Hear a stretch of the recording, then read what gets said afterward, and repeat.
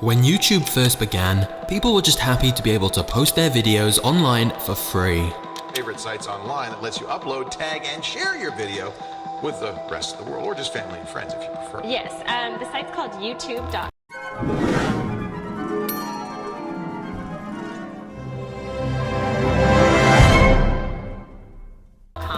But then YouTube started sharing ad revenue with creators, and companies started paying creators to promote their products. And suddenly, being a YouTuber was an actual job. In fact, it didn't just become a job, it became the job. Countless studies have found that becoming a YouTuber is the most desired job in the world. Not astronaut, doctor, teacher, nope. 75% of kids want to become YouTubers. And when the mainstream media talks about this, it's normally in a dismissive way. You can sense them thinking, these kids need to go get real jobs. And that's because influencer has become a bit of a dirty word. To many people, an influencer represents talentless narcissists who film themselves for social media, fake their lives to look better than reality, and get paid ridiculously well to shill products for companies. And in some cases, there may be some truth in that. But an influencer can mean many things. Loads of influencers on social media are incredibly talented, creative people.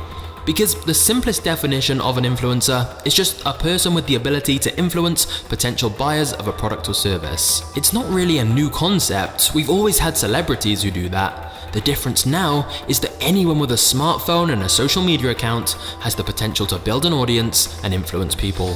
It's open to everyone, which means more people than ever are making money from their passions and interests, whether it's gaming, music, art, cooking, sewing, anything. But here's where it gets really interesting. The old way of monetizing a social media audience was you make money advertising other businesses. If you're a creator, then company X comes along and pays you to advertise their product in your content. But now, content creators are starting to realize, well, what if I create my own business and advertise that instead? One of the most famous examples is Mr. Beast launching a burger chain that currently has over 1,000 kitchens across multiple different countries. Mr. Beast could have just partnered with McDonald's or Burger King and got paid a one-off sponsorship fee for promoting someone else's brand.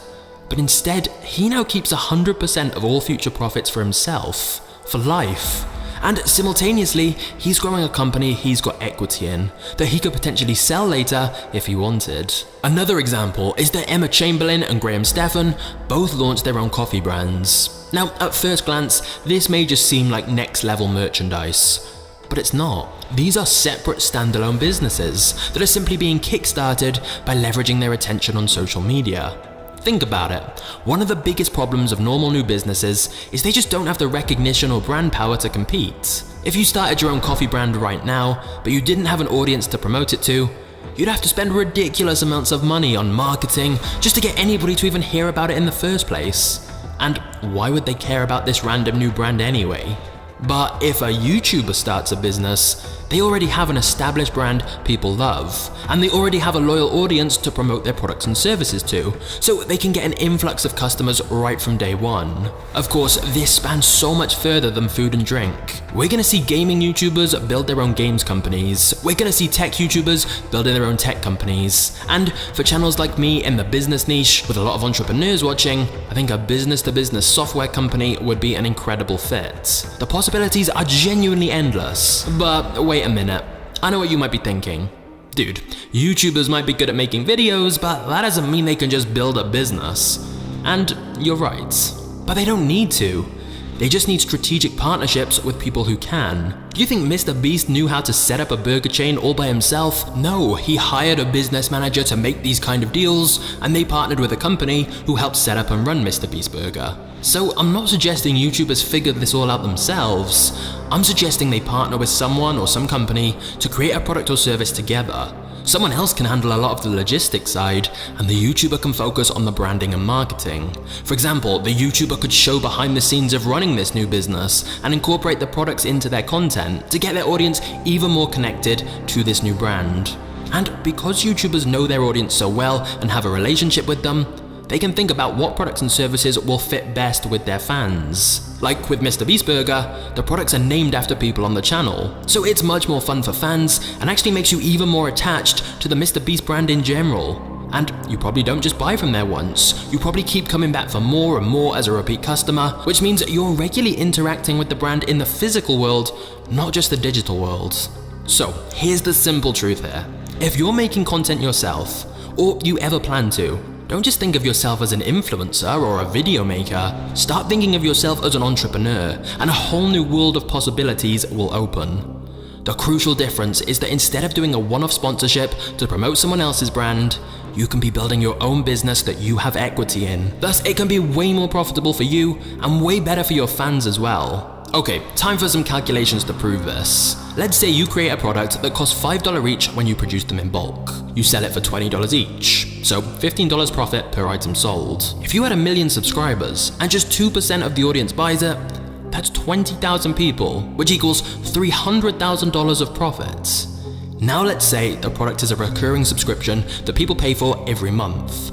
Congratulations, you've now got a multi-million-dollar business on your hands. Of course, this can work for much smaller channels too, because the crazy part is it's not just the YouTuber's audience who can buy the product or service. Profits can be reinvested into other marketing to reach a whole new audience. And if it's a good product or service, people will tell their friends about it too. So this new business can eventually be its own thing, totally separate from the creator. For example, you don't ever have to have watched a MrBeast video to buy a MrBeast burger. If your friend was ordering one, you'd probably order one too. It's a standalone business in its own right. Now, even if you do partner with a company to help launch your own products and services, I'm obviously not saying this is easy, but I am saying there will definitely be a lot more private label companies looking to do joint ventures with creators. Because attention is the currency that matters most. If you have people watching you and your content, you can make a lot of money. It's that simple. But whereas before, that attention led to brand deals and sponsorships for other companies, now that attention is leading to new companies owned by the creators. For example, people love to hate on the Kardashians, the Paul brothers, but like it or not, they're very rich because they're masters of attention, and then directing that attention elsewhere. Whether it's selling expensive beauty products or pay-per-view boxing, if you have the attention on you, it's then just a case of where you direct it.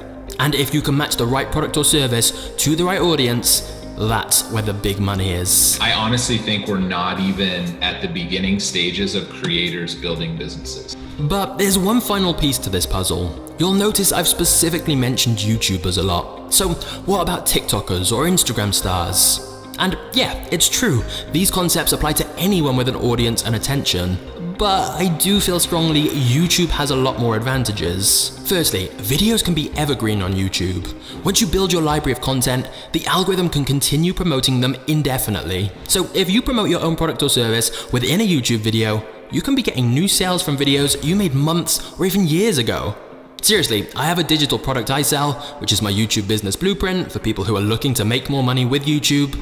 And I've had sales of that product thanks to videos I made over a year ago. It had no new promotion from me, it's just the YouTube algorithm doing its thing. That just doesn't happen with TikTok, Facebook, Snapchat, Instagram. Posts are normally pretty dead within 48 hours.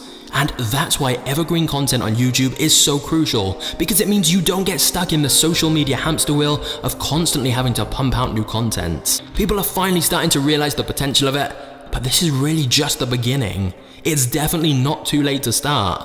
And then once you have built an audience, create your own products and services. That way, you don't just build a YouTube channel, you start building your empire. Now, I know what you might be thinking. Before you focus on making money, how do you actually make great videos and build an audience? And the answer to that is today's video sponsor, Skillshare, an online learning community with thousands of inspiring classes for creators. There's a variety of classes from famous YouTubers teaching their own methods, but if you want to do documentary style videos with motion graphics, I recommend Evan Abrams' Introduction to Adobe After Effects, which will show you all the basics to get started. And because Skillshare is curated for learning, there's no ads, and lots of new premium classes added all the time. I hope this video was useful for you, and if you do become a YouTube billionaire, just don't forget who told you all this. I'll see you in the next video. Cheers.